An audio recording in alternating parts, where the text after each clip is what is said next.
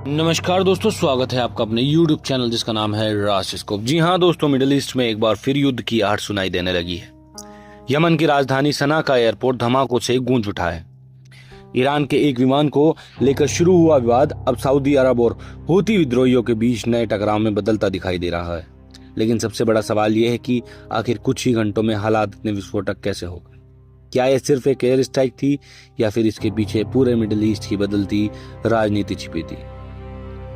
आखिर सना एयरपोर्ट पर क्या हुआ, ईरान का विमान इतना विवादित क्यों बन गया, हूती विद्रोहियों ने जवाब में क्या किया और सऊदी अरब की अगली रणनीति क्या हो सकती है, और क्या पूरी दुनिया की नजर इस समय बाब अल मंदेब जल डमरू मध्य पर टिकी हुई है। इसलिए वीडियो को आखिर तक जरूर देखिए क्योंकि इस कहानी का हर मोड़ पहले से कहीं ज्यादा खतरनाक है।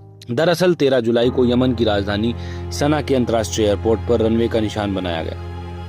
इसके बाद पूरी मिडिल ईस्ट में हलचल मच गई। यमन की अंतर्राष्ट्रीय मान्यता प्राप्त सरकार का दावा है कि उसने खुद रनवे पर हमला इसलिए किया ताकि ईरान से आने वाला विमान यहां उतर न सके। सरकार का आरोप है कि उस विमान में हूती प्रतिनिधिमंडल मौजूद था और यह यमन की संप्रभुता और का उल्लंघन है। वहीं हूती विद्रोहियों का कहना है कि यह हमला सऊदी अरब ने किया। यानी पहली ही घटना पर दोनों पक्षों के दावे बिल्कुल अलग हैं। लेकिन एक बात तय है कि इस घटना ने पूरे क्षेत्र में तनाव का स्थिति पैदा कर दी है।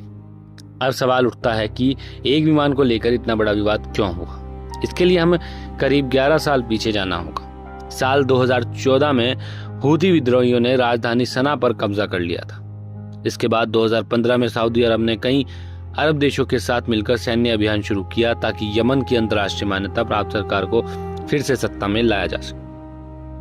कई साल तक भीषण युद्ध चला, हजारों लोगों की जान गई और यमन दुनिया के सबसे बड़े मानवीय संकटों में शामिल हो गया।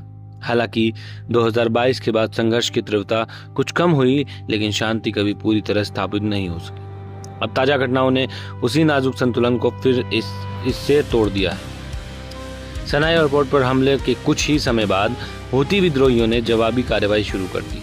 उन्होंने ड्रोन और बैलिस्टिक मिसाइल से सऊदी अरब के अबहा एयरपोर्ट और अन्य ठिकानों को निशाना बनाया। सऊदी वायु रक्षा प्रणाली ने कई हमलों को रोकने का दावा किया, लेकिन इस जवाबी कार्रवाई ने साफ कर दिया कि हूती अब भी लंबी दूरी तक हमले करने की क्षमता रखते हैं। यही वजह है कि पूरी दुनिया की चिंता अचानक बढ़ गई है, क्योंकि अगर यह संघर्ष और आगे बढ़ा तो इसका असर सिर्फ यमन और सऊदी अरब तक सीमित नहीं रहेगा। अब दोस्तों बात करते हैं ईरान की। हूती विद्रोही का लंबे समय से ईरान का करीबी माना जाता है। अमेरिका, सऊदी अरब और कई पश्चिमी देश आरोप लगाते हैं कि ईरान हूतियों को तकनीक, प्रशिक्षण और हथियारों का समर्थन देता है, जबकि ईरान इन आरोपों से इनकार करता है। लेकिन जैसे कि ईरानी विमान को लेकर विवाद हुआ, पूरी दुनिया की नज़र एक बार फिर तेहरान पर टिक गई है। विशेषज्ञों का मानना है कि यदि यह तनाव बढ़ता है तो ईरानी, सऊदी अरब और उनके सहयोगी देशों के बीच अप्रत्यक्ष टकराव और तेज हो सकता है। लेकिन इस पूरे संघर्ष का सबसे खतरनाक पहलू है बाब अल मंदेब जल डमरू मध्य। जी हाँ दोस्तों, बाब अल मंदेब यह दुनिया के सबसे महत्वपूर्ण समुद्री व्यापार मार्गों में से एक है। एशिया, यूरोप और मध्य पूर्व के बीच बड़ी संख्या में तेल और व्यापारिक जहाज इसी रास्ते से गुजरते हैं। अगर ये सुरक्षा स्थिति बिगड़ती है या जहाज़ों की आवाजाही प्रभावित होती है तो तेल की कीमतें बढ़ सकती हैं, शिपिंग महंगी हो सकती है और दुनिया की सप्लाई चेन पर सीधा असर पड़ सकता है। यही कारण है कि अमेरिका, यूरोप, चीन, भारत और खाड़ी देशों की नज़र इस पूरे क्षेत्र पर बनी। फिलहाल हालात बेहद तनावपूर्ण हैं, लेकिन अभी यह कहना जल्दबाजी होगी कि क्या यह संघर्ष एक बड़े क्षेत्रीय युद्ध में बदलेगा। आने वाले कुछ दिन बेहद अहम साबित होंगे। अगर कूटनीति सफल रही तो हालात गंभीर हो सकते हैं, लेकिन अगर दोनों पक्ष लगातार जवाबी हमले करते रहे तो मिडिल ईस्ट एक बार फिर लंबे संघर्ष की ओर बढ़ सकता है। अब सबसे बड़ा सवाल आपसे है, क्या आपको लगता है कि यह तनाव जल्द शांत हो जाएगा या फिर मिडिल ईस्ट एक और बड़े युद्ध की ओर बढ़ रहा है? अपनी राय कमेंट में ज़रूर बताइए। अगर वीडियो पसंद आई हो तो लाइक करें, चैनल को सब्सक्राइब करें और ऐसे ही फैक्ट आधारित जियोपॉलिटिक्स अपडेट्स के लिए हमारे चैनल से जुड़े रहिए। तब तक के लिए जय हिंद, जय भारत।